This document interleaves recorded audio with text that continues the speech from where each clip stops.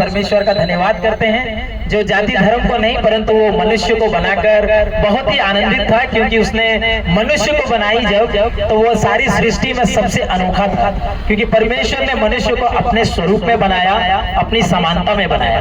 पर मनुष्य जो पहले से ही मनुष्य अपने जिंदगी में ऐसा कुछ रखा जिसके वजह से कुछ गलतियों की वजह से वो परमेश्वर से दूर हो गया। यानी जैसे हम अपने बच्चों को अपनी गलती यदि बच्चे हमारे कर दें तो बच्चों को हम मारते हैं, डांटते हैं, परंतु उसको हम मार नहीं डालते। उसी प्रकार परमेश्वर भी अपने जब बेटे के साथ या उसके जब सृष्टि से गलती हो गई तो उसने उस सृष्टि को नाश नहीं किया, परंतु उस सृष्टि को फिर से वापस पाने के लिए उसने एक मार्ग को निकाला। जैसे हम अपने बच्चों को दंड इसलिए देते हैं ताकि वो बच्चा आने वाले समय में भविष्य में जाकर ऐसी कोई गलती ना करे जिससे उसका जीवन खराब हो जाए या उसका जीवन ऐसा हो जाए जिससे वो देखकर रोता रहे, बिलखता रहे और उसे देखकर उसके माता पिता दुखी हो जाए। इसीलिए हम क्या करते हैं, अपने बच्चों को मारते हैं, पीटते हैं, समझाते हैं ताकि वो सही मार्ग में चले। उसी प्रकार परमेश्वर ने अपने सृष्टि को, जो उसका बेटा आदम पहला सृष्टि था जो बिगड़ गया था और जो जिसने पाप करके वो उससे अलग हो गया था, उसे बचाने के लिए उसने स्वयं अपने पुत्र को इस पृथ्वी पर भेजा। वो पवित्र कुंवारी के द्वारा इस पृथ्वी पर आया। अभी हम कुछ दिन पहले ही हमने क्रिसमस का त्योहार मनाया। इसी दिन को हम मनाते हैं कि यीशु मसीह इस दुनिया में आए और उसके बाद वो यहाँ पर पवित्र जीवन जिया, पवित्रता के साथ में रहा और पूरे संसार में ऐसा कोई मनुष्य नहीं था कि उसके अंदर में किसी प्रकार की पाप को दिखा देता। इसीलिए उसने कहा यदि तुमको लगता है मेरे अंदर कोई पाप है तो तुम मुझे दिखाओ।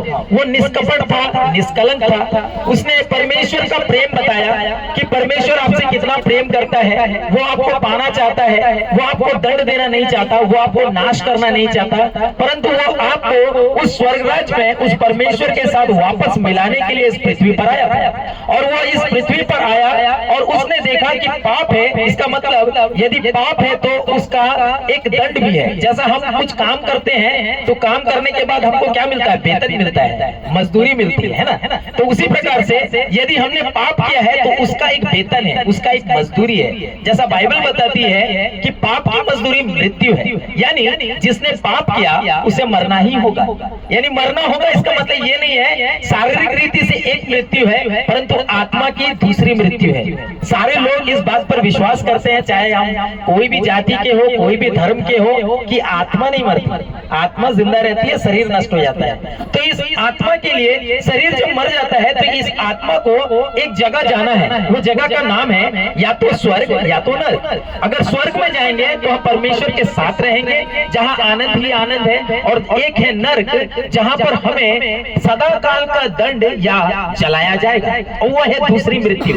और उसी से बचाने के लिए प्रभु यीशु मसीह इस दुनिया में आए और इस दुनिया में आकर उसने परमेश्वर पिता का प्रेम बताया। उसने बताया कि वो मनुष्य जाति से प्रेम करता है और उसके पापों का दंड भोगने के लिए प्रभु यीशु मसीह को भेजा गया। अभी यीशु मसीह को भेजा गया बोलने से मैं अगर पाप करता हूँ तो मेरा दंड कोई दूसरा क्यों उठाएगा, है ना। ये नेचुरल बात है, ये हम लोगों की स्वाभाविक बात है। मनुष्य के अंदर में एक दिमाग है जिसके अंदर में ये बात आती है, अगर मैंने गलती किया तो गलती की सजा मैं उठाऊंगा, मेरी सजा कोई और क्यों उठाएगा, है ना। ठीक है, मैं मान लेता हूँ मेरी गलती की सजा दूसरा नहीं उठाएगा। अब बताइए, मेरा एक छोटा सा सवाल है, यदि आपका एक छोटा बच्चा है और आपका छोटा बच्चा घर के पड़ोस में खेल रहा था और पड़ोसी का कांच उसने बॉल से मार के तोड़ दिया।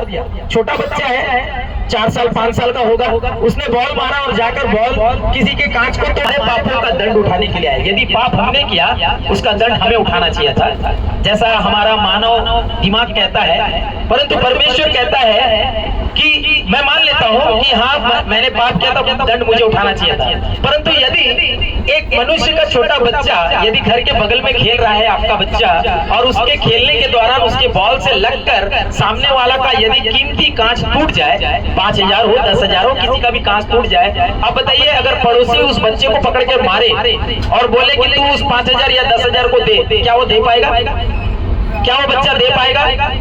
नहीं दे पाएगा। क्यों नहीं दे पाएगा? क्योंकि वो बच्चा के पास में पैसे नहीं है, वो छोटा है, सामर्थ्य नहीं है, इतना मार भी नहीं खा सकता है। इसलिए क्या करेंगे, हम दौड़ कर जाते हैं क्योंकि हमारा बच्चा है, इसीलिए हम दौड़ कर जाते हैं। अरे नहीं, उस बच्चे को मत मारो, आपका कितना नुकसान हुआ बताओ, मैं दे दूंगा।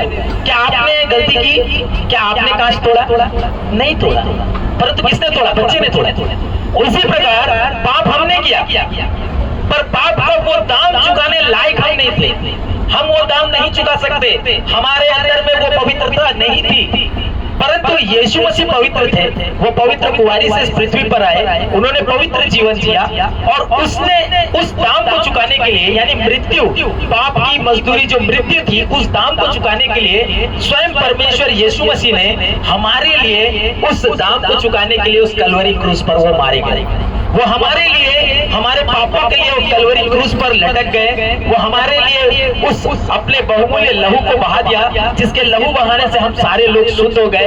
और उसके बाद जितने लोगों ने उस पर विश्वास किया कि हाँ, मैंने जो पाप किया, मेरे पापों का दाम प्रभु यीशु मसीह ने चुका दिया है, वो परमेश्वर कहता है तूने मेरे बेटे पर विश्वास किया, आज से तू मेरा बेटा है। जैसे कि हम कहते हैं कि ये मेरा भाई है, हालांकि खून का कोई रिश्ता नहीं होता, परंतु हम कहते हैं कि ये मेरा भाई है। उसी प्रकार जब हम परमेश्वर के साथ अपना नाता बनाते हैं, हम परमेश्वर के बेटे नहीं बन जाते, हम तो सृष्टि हैं, परमेश्वर की सृष्टि है। परंतु जब हम यीशु मसीह पर विश्वास करते हैं तो वो कहता है कि तूने मेरे बेटे पर विश्वास किया, तू भी मेरा बेटा है, तू भी मेरी बेटी है, क्योंकि तूने मेरे बेटे को इनकार नहीं किया, तूने विश्वास किया कि हाँ, ये तेरे पापों के लिए भी मारा गया है, वो तेरे पापों के लिए ही गाड़ा गया है, ये तेरे पापों के लिए ही वो तीसरे दिन मुर्दों में से जिंदा हुआ है और आज भी वो जिंदा है। यदि आज भी आप ये विश्वास करें कि हाँ, उसने मेरे पापों के लिए वो दंड को चुका दिया है, वो परमेश्वर स्वयं मृत्यु को हराकर, पाप को हराकर वो तीसरे दिन जी उठा है और आज भी वो जीवित है, वो आपके जीवन में भी वही खुशी को,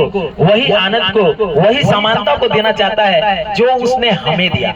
वो हमसे प्रेम करता है, उसने हमारे जीवन को बदला और आज वही जीवन हम आप लोगों को देने के लिए, बताने के लिए आया। क्यों? कारण क्या है? हम यदि उसको छुपा के रख लेते तो हम स्वार्थी होते।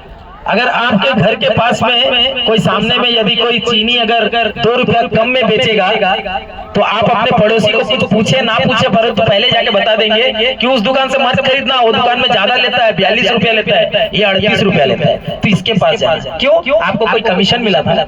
नहीं मिला कुछ भी। परंतु ये मानव की फितरत है, मानव की ये क्या बोले, एक दूसरे की भलाई करने की इच्छा है कि कुछ बोले चाहे ना बोले, वो बिन बोले ही जाकर उसे बताता है, उसके जीवन की भलाई करता है, ताकि उसका 2 रुपया 4 रुपया बच जाए। हम 2-4 रुपये बचाने के लिए नहीं आए, हम आपका जीवन बचाने के लिए आए हैं। हम जानते हैं इस संसार को हर एक लोगों को एक दिन छोड़ देना है, परंतु छोड़ने के बाद कहाँ जाएंगे?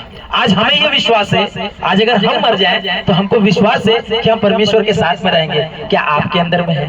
दिल पे हाथ रख के बोल सकते हो कि हाँ, मैं मरने के बाद में स्वर्ग जाऊंगा? नहीं बोल सकते, क्योंकि आपके अंदर वो विश्वास नहीं है, वो दृढ़ नहीं है।